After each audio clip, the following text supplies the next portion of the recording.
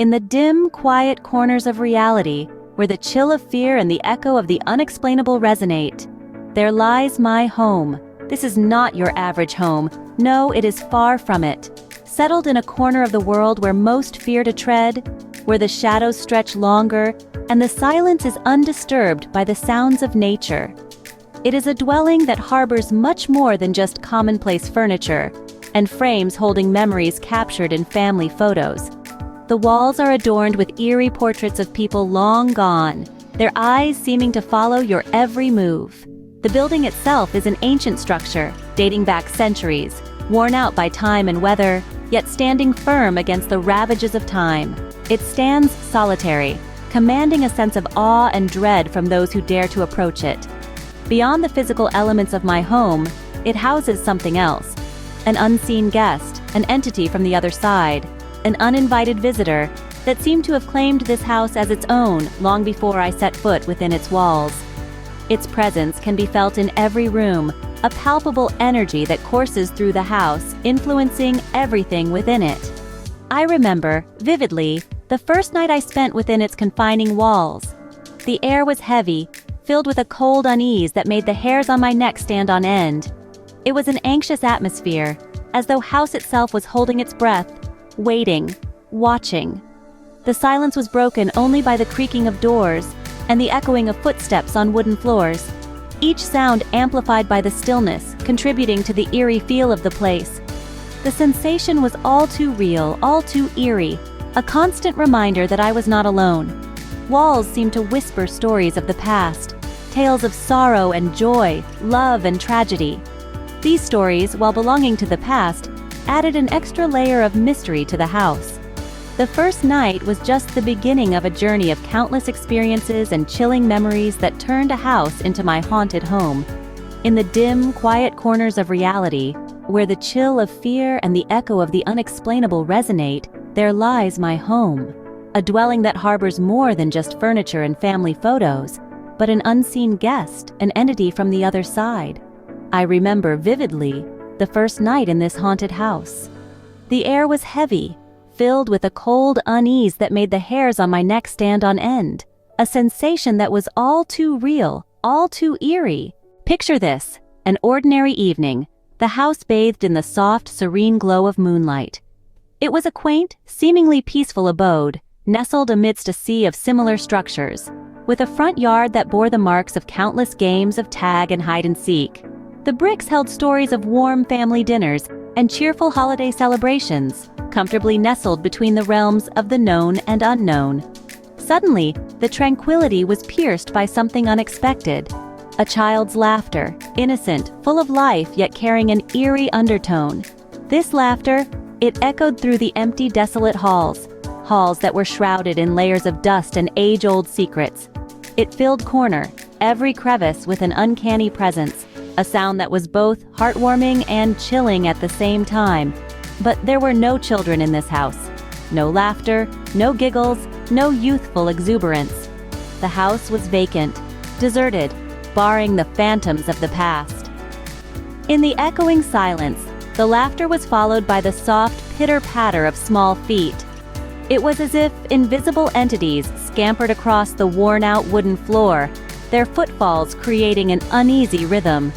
The sound that emerged was an unsettling symphony of hollow echoes, a sound that whispered tales untold, fading slowly into an uneasy, chilling silence. The silence that reigned was deafening, a void that consumed the of laughter and footfalls together. This house, it held secrets, it held stories, it held whispers that were yet to be understood, a silent witness to the invisible playground of spectral figures. There was no denying it. This house was a playground for the paranormal. The strange occurrences escalated, became more terrifying.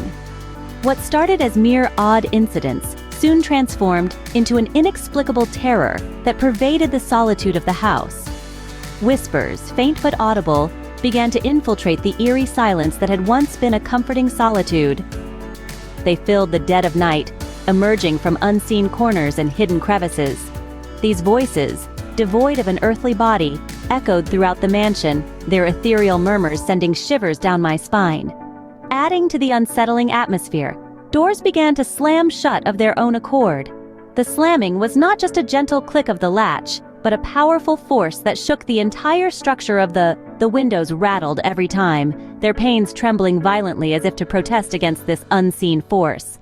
The air zipped with an electric charge, a feeling of dread seeping into every corner of the house. Then came the shadows. They danced in places where no light dared to fall, creating intricate patterns on the walls. This ballet of darkness seemed to have a rhythm of its own, a synchronized performance painted in black. The moonlight was their stage, the silence their music, and my fear their applause. Lastly, the most terrifying occurrence was the spectral figure that appeared at the foot of my bed. Cloaked in the darkness of the night, it was a figure that seemed to have stepped directly out of a chilling horror tale. Its eyes, two glowing orbs, stared unblinkingly, their luminescence piercing the darkness. The sight sent icy tendrils of fear creeping down my spine. It was a sight that would haunt my nights, forever etched into my memory. The house was alive with sounds. A cacophony of strange noises filled the eerie silence that wrapped around the entire property, amplifying the sense of unease.